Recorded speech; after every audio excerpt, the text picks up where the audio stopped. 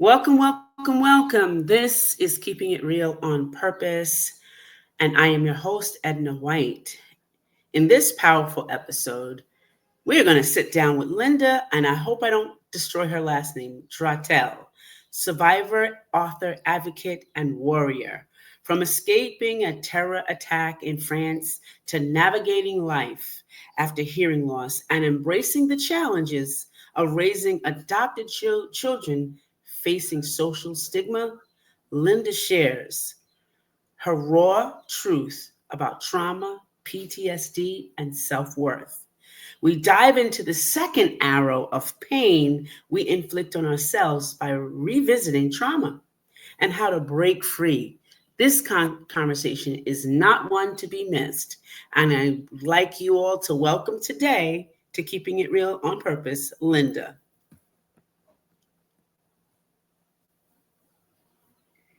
Thank you very much for having me, Edna. I appreciate the opportunity to chat. Awesome. So tell me how you show up in the world.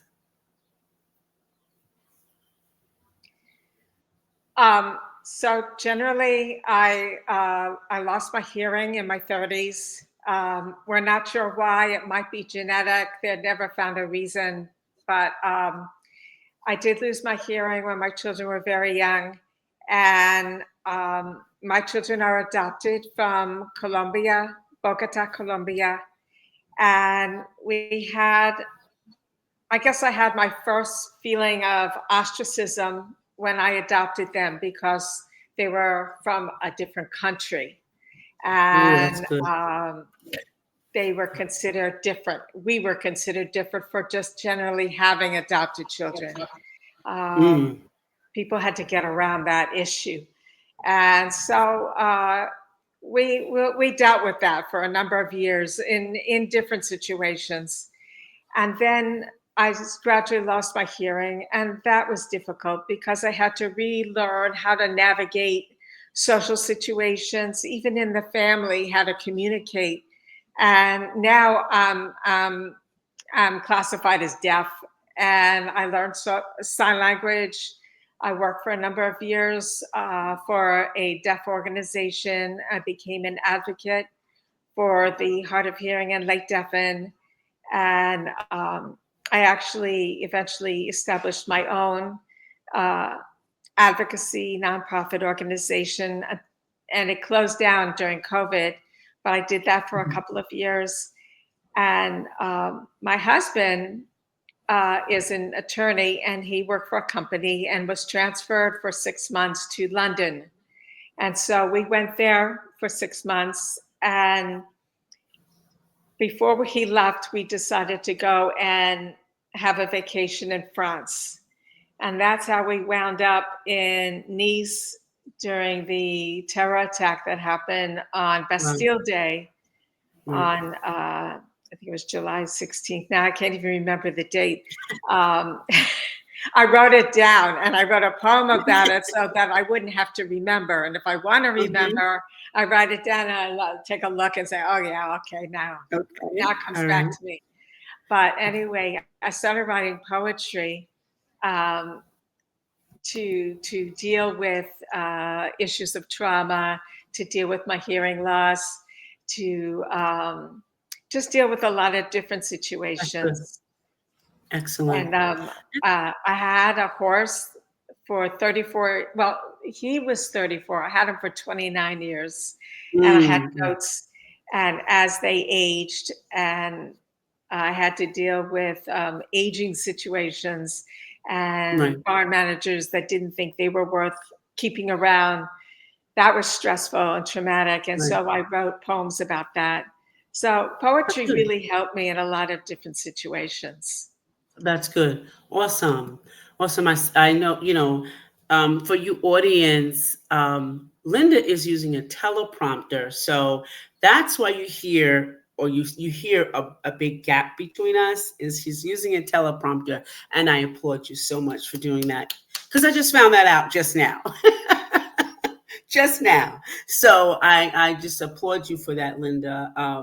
You talk about the second arrow. the pain we cause ourselves by replaying trauma. How do we stop throwing that second arrow when our minds keep pulling us back into the pain?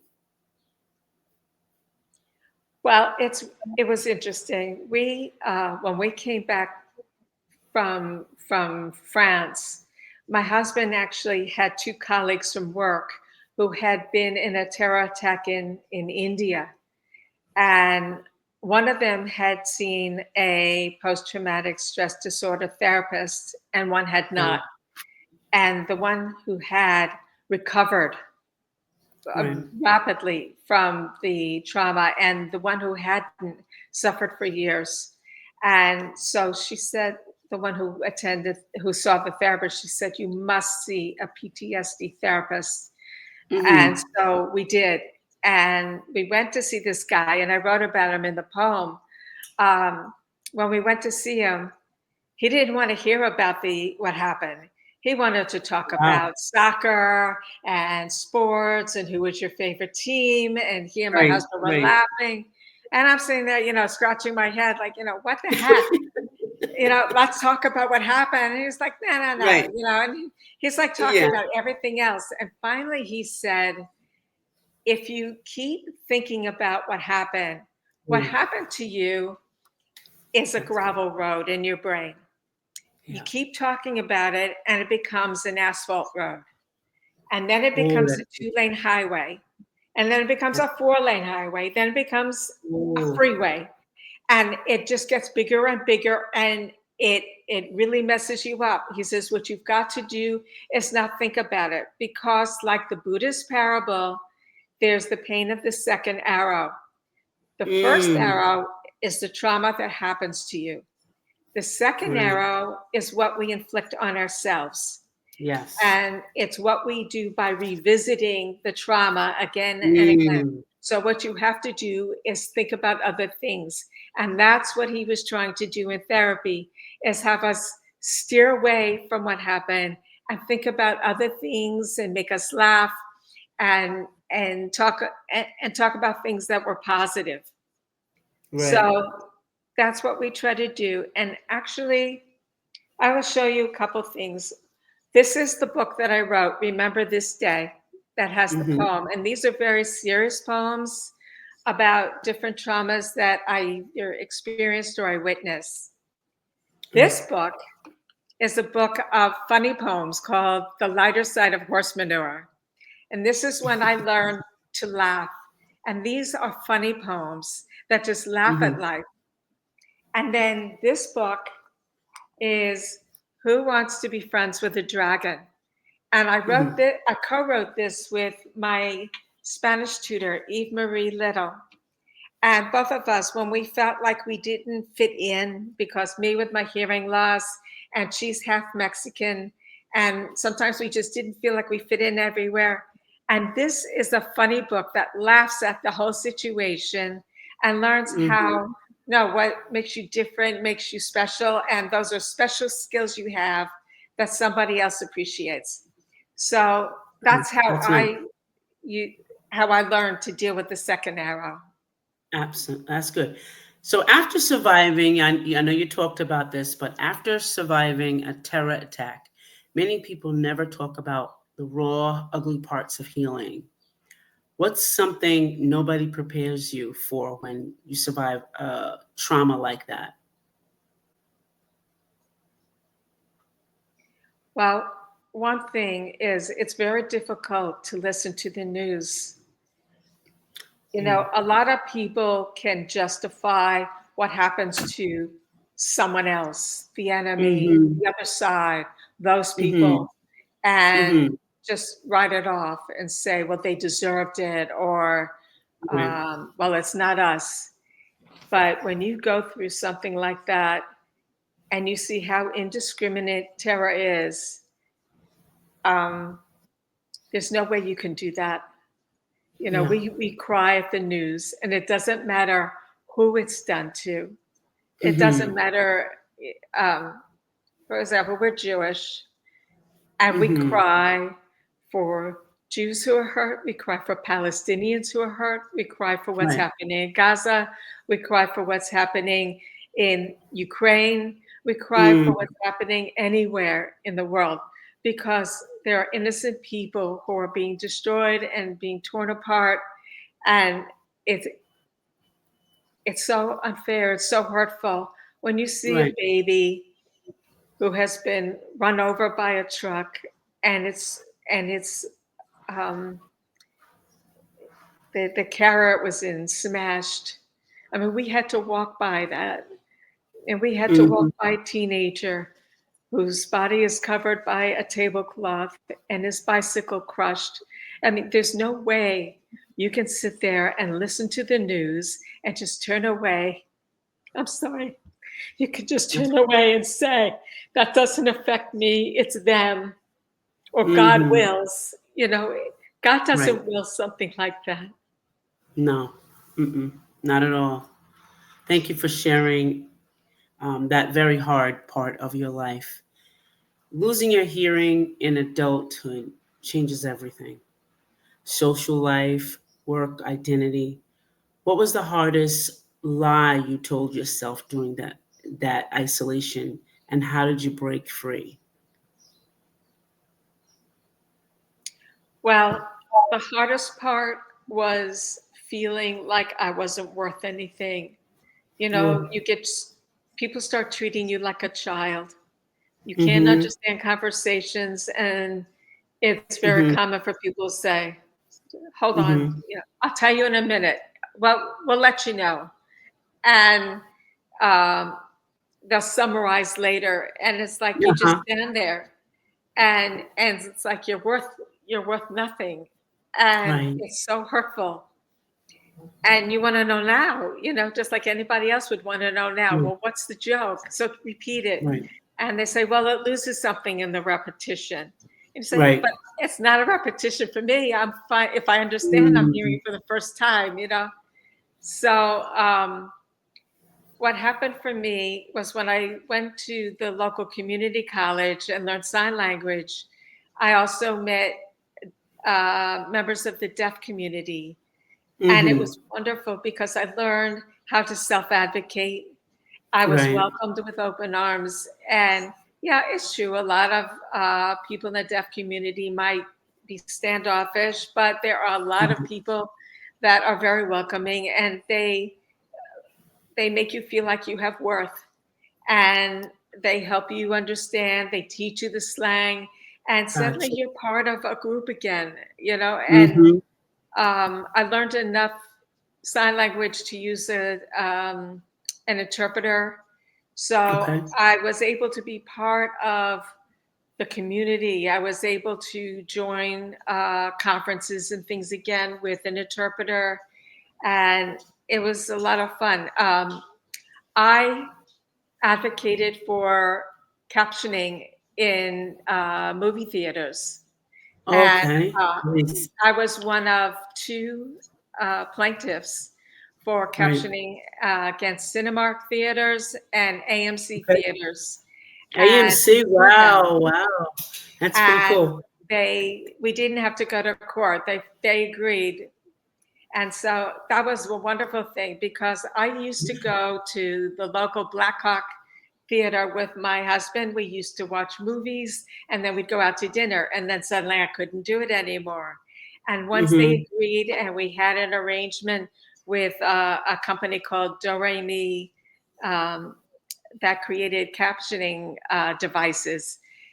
After all that was put together, I Mhm. went back to Black Hawk Theater, which was run by Cinemark, and I sat down, I watched my movie, and went to dinner with my husband again. And it was awesome. Wow. It Wow. was just Such so great. resourcefulness. Yeah. Yeah. So, You're just and really and showing us we presented how a things demand are. letter to AMC. Mhm. Yeah, yeah, you can do things. Yeah, you can. You can. So good. Well, you're so resourceful. I love it. And that's what it takes for anything that we're going through is resilience. Yes, you go there, or yes, you feel that, or yes, it's happening, but the resilience we have, and we ought to applaud ourselves when we have that resilience like you. I'm currently the executive secretary on the board for Ability Central Wow. Philanthropy, and they provide funding for a number of organizations that Okay. support local communities, like for a Mhm. variety of different disabilities, not just deaf, but also, just cognitive or physical, wheelchair, you name it. And Mhm. it used to be California Communication Access Foundation, and Mhm. it combined now, and it's now Ability Central Foundation uh, Philanthropy. Right. So Okay. I'm very proud to be part of that.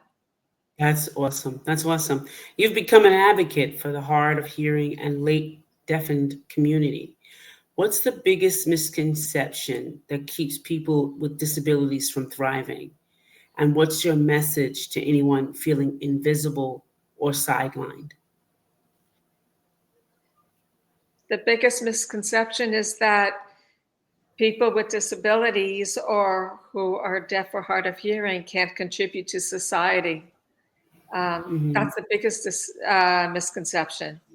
Right. They look at somebody and they assume, and they get that, for example, from Trump when he was first running for Right. office, and he mimicked a reporter that had disabilities. Yeah. I You think remember that that. Yeah. someone that has a disability has nothing to offer, but these people are brilliant, just as brilliant as anybody else. Hmm. Hmm. Absolutely. Absolutely. So you've raised some beautiful children, your adopted children who were treated different, and can expose parents to harsh judgment and social bias. How do you hold your family together or held them together during these hard times and these pressures?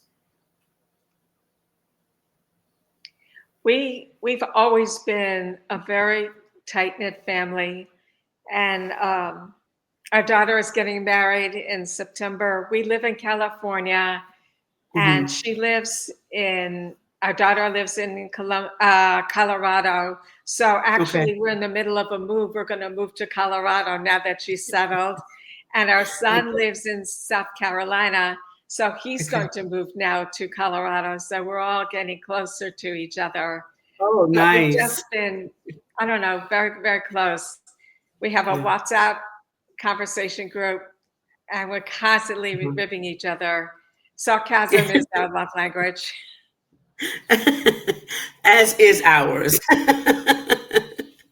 I think that's every family, and that's lovely. I love to hear that.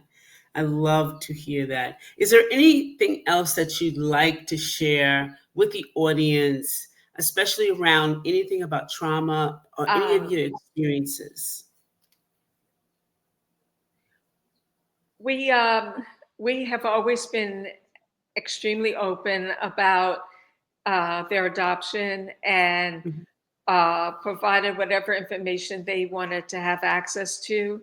And we took a trip with them to Colombia to visit the Mhm. orphanage where we adopted them from. And actually, our son's birth family found him and reached out to him. So he has been in communication with them, and we've supported that. Um, but I don't know. They've always considered us their primary family, and just Mhm. we've just been open to whatever they've wanted. Um, I don't know. It's just been tight, like families are tight, and families are Mhm. created in a lot of different ways. Okay. So, where do you see yourself going in the near future that you can share with the audience?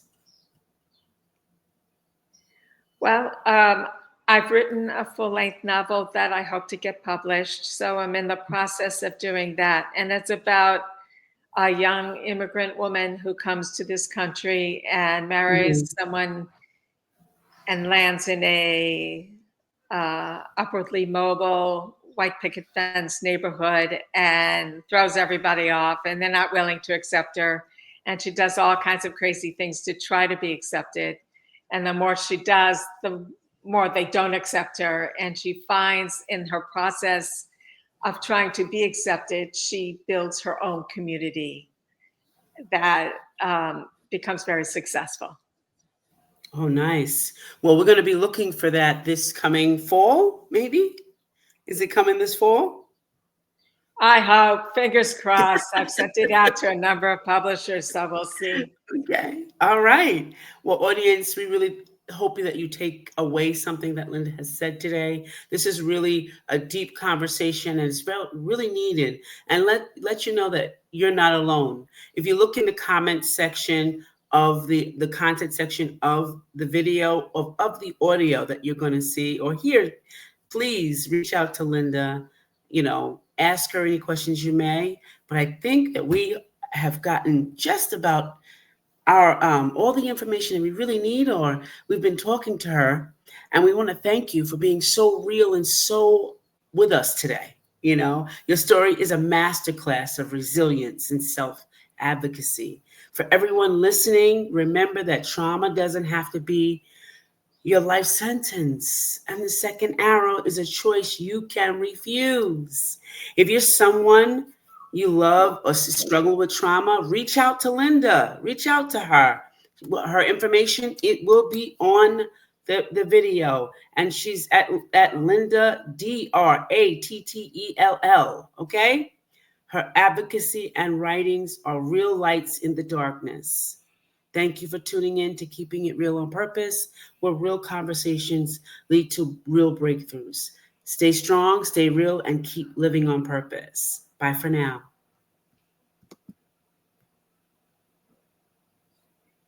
Yes, and do you have my website address? They can reach out to me through that. Okay. Yes, absolutely. Thank you so much.